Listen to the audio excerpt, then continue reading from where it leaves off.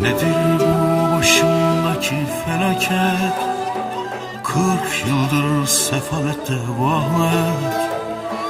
Kefenimi alın dikin bir zahmet.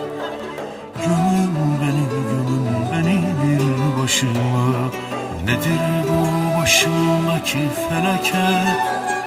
40 yıldır sefalette vahmet. Kefenimi alın dikin bir zahmet.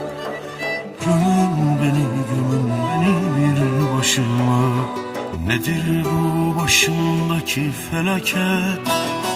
40 yıldır sefalette vahmet. Kefenimi alın dikin bir zahmet. Gömün beni bir başıma.